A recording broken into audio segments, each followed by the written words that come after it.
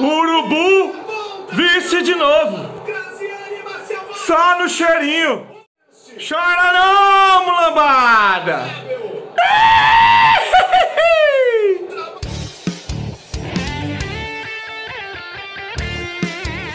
Vascaíno do Cerrado.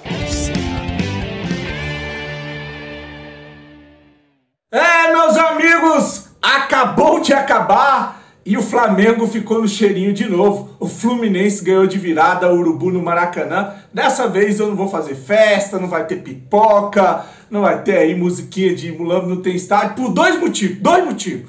Primeiro que eu tô um pouco me lascando pro Fluminense. O Fluminense é rival. Ultimamente a gente tá tendo muita raiva com torcedores, com influenciadores, aí uma rivalidade do caramba. Então não vou ficar aqui fazendo festa pra título aí conquistado pelo Fluminense, né? Eu quero é o Fluminense na final pra sapecar em cima do Fluminense, né? Segundo, porque também já ficou sem graça bater no Urubu. Todo mundo tá batendo no Flamengo, então já não tem mais nem graça comemorar porrada no time do Urubu. Cheirinho de novo. Bom, eu sou o Thiago Fontes, canal Vascaíno do Cerrado. Vou pedir aquele like, deixa o joinha, se inscreve no canal que é importante para ele sair de casa no YouTube. Segue o @Vascaíno do Cerrado no Instagram. Vou atualizar para você agora como é que ficou a situação. O Vasco classificou ou está classificado para as semifinais do Campeonato Carioca. Vexame do Botafogo também, a torcida está revoltada com o Textor, com a SAF, com o Botafogo. O Botafogo está de fora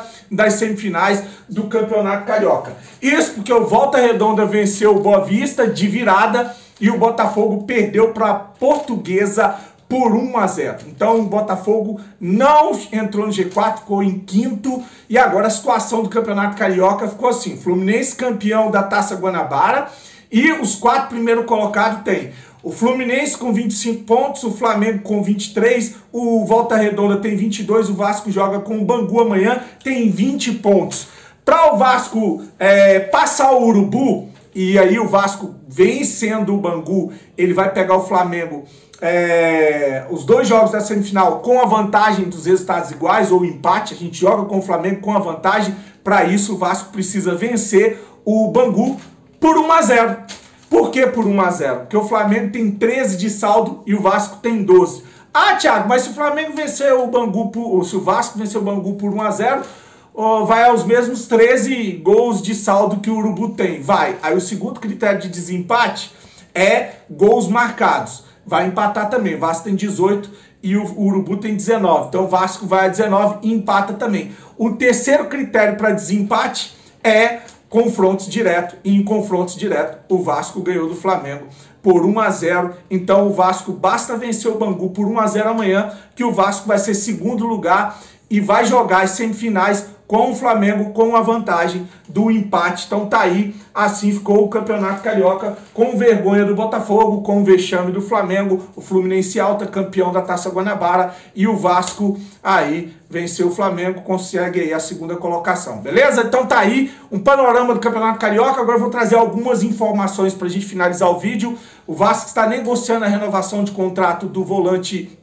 Marlon Gomes, né, e acaba de comprar ou negociar junto ao Nova Iguaçu mais 15% dos direitos do jogador. O Vasco tinha 70% dos direitos do jogador, comprou mais 15%, agora tem 85% dos direitos do Marlon Gomes e está já negociando uma renovação de contrato com o Marlon Gomes. Falando em volante e renovação, o Vasco renovou o contrato do volante Cauã Barros, o volante Barros, né? O jogador assinou um novo contrato hoje e o vínculo vai até dia 31 de dezembro de 2026. Então, mais um volante com renovação e um outro com uma renovação encaminhada. Ainda sobre volante, agora uma nota triste: o jogador De Luca, que veio do Bahia a custo zero, que tinha se lesionado na pré-temporada, né? Ficou fora, inclusive, dos jogos nos Estados Unidos, voltou a se lesionar no treino, né? Dessa vez os ligamentos cruzados do joelho e ele vai passar por cirurgia, não sabe quando volta.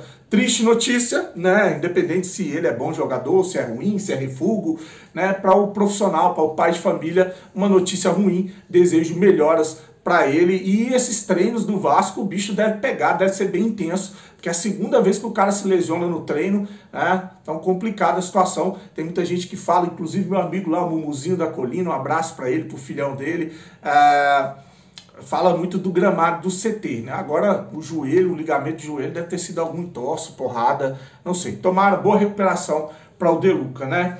Bom, o meia Nenê deu uma entrevista ao Lance e falou, ou comparou o Vasco antes e depois com a SAF, né? Então vou deixar aí o áudio, o trecho da entrevista do Nenê lá ao Lance.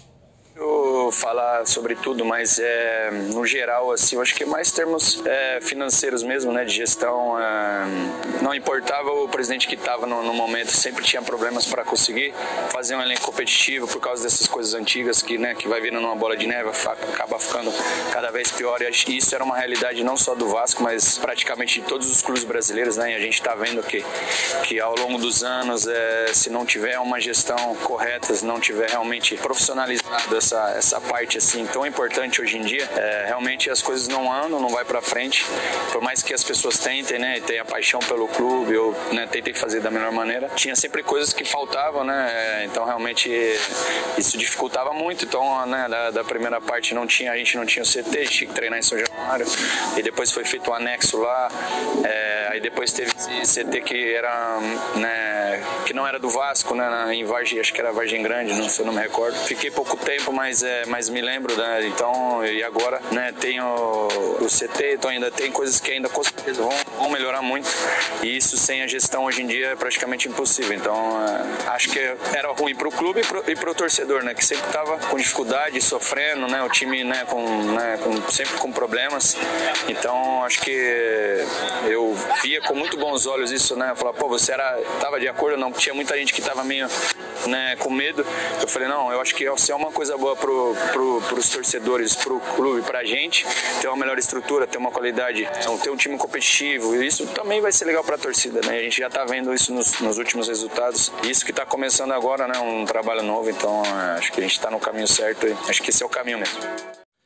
Para finalizar, uma última notícia, né? O Ministério Público lá do Rio de Janeiro avalia a possibilidade de torcida única nos clássicos a partir das semifinais do Campeonato Carioca. Então, uma medida que foi tomada pelo Estado de São Paulo com relação aos clássicos lá, que são de torcida única, e no Rio de Janeiro a gente pode ter torcida única por causa da baderna, da bagunça, dos bandidos, dos marginais que foram para brigar e não para ver o jogo. Então os bons acabam pagando pelos maus, né? Então tá aí.